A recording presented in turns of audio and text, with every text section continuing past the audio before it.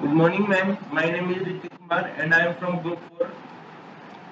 Today I come with the presentation synovial joint and its type. Let's first talk about what a joint was. The joint is a point at which two or more bones meet is called a joint.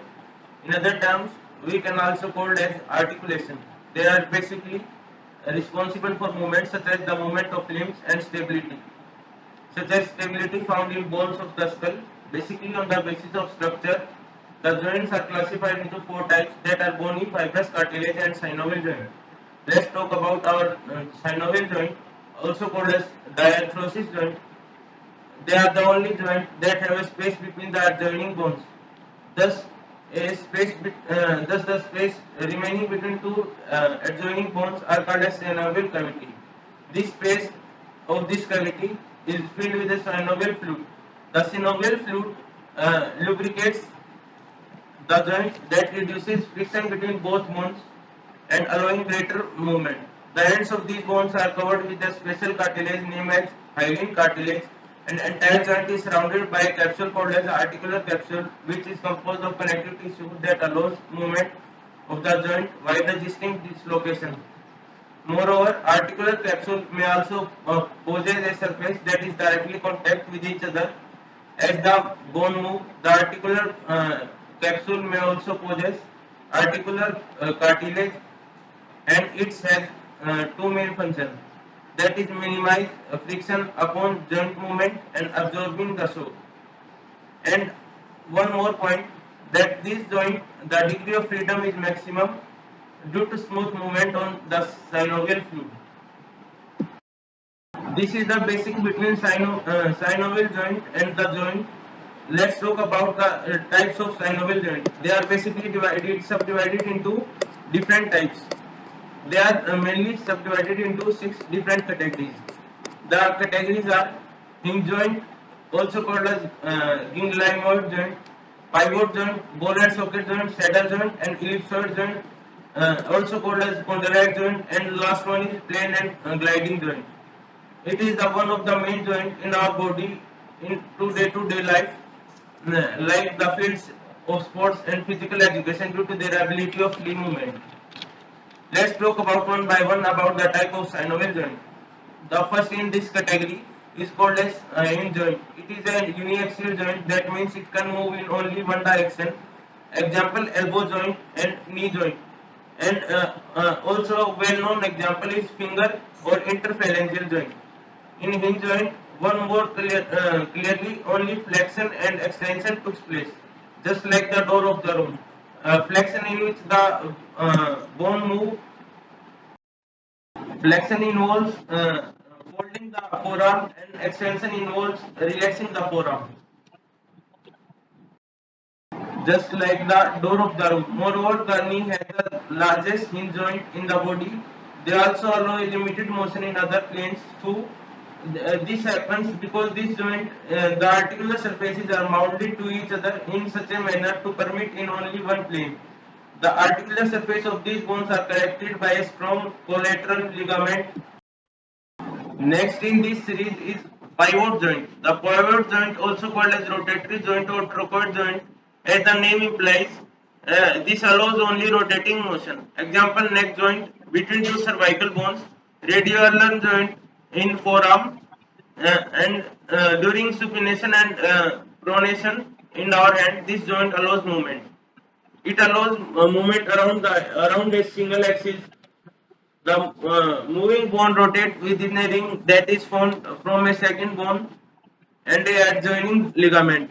The pivot joint flow for rotation, which can be external, for example, when rotating an arm outward, example, lateral rotation, or internal, such as rotating an arm internal, for example, medial rotation.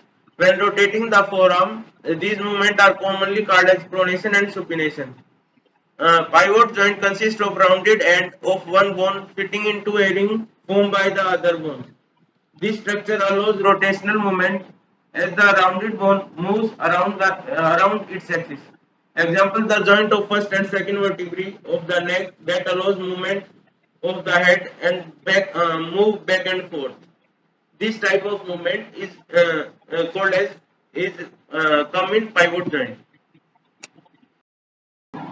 Third one is this category is ball and socket joint. As the name implies, a cylindrical ball whose end is like a ball and socket in which the bone fits. These joints allows maximum movement in our body. That's why it provides the multi-axial movement. Example are shoulder joint, hip joint. By the help of shoulder and hip joint, we can perform flexion, extension, abduction, adduction, circumduction, medial and lateral rotation.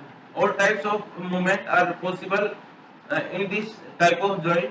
It is basically the joint in this the joint basically possess a round ball like one end fitting into a cup-like socket and other bone uh, cup-like socket of other bone.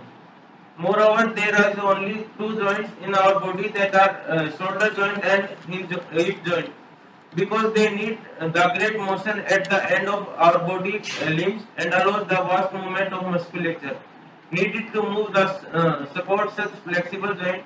Basically, in this, the distal bone is capable of motion around an infinitable number of axes which have a common center.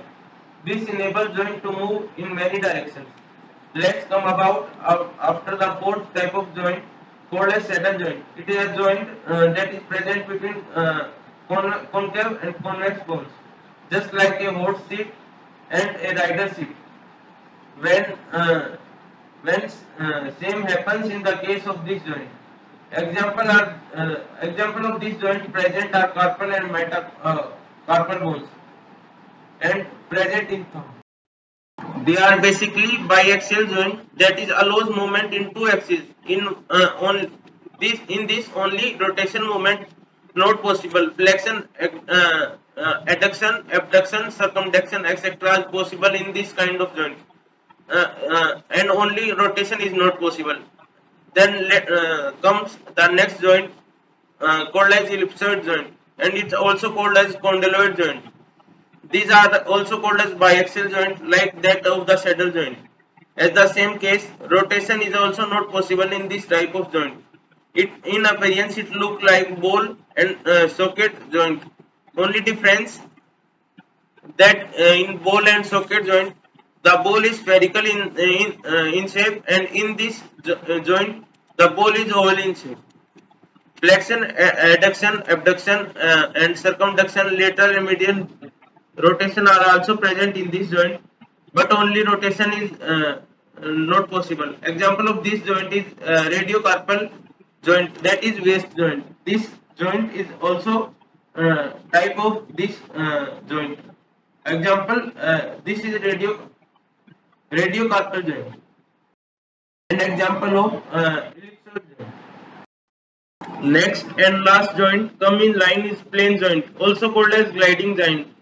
As the name implies, they have the plane surfaces that glide over each other. Example of these joint are waist joint and ankle joint. In waist joint, also called as intercarpal, and ankle joint also called as intertarsal joint. This movement is comes in the category of this joint. The plane joint that occurs in interphalangeal joint. The acromioclavicular and zygaphageal, which is between the superior and inferior process of adjacent vertebrae, is also the type of this joint. Then I over this topic. Thank you, ma'am, for listening me.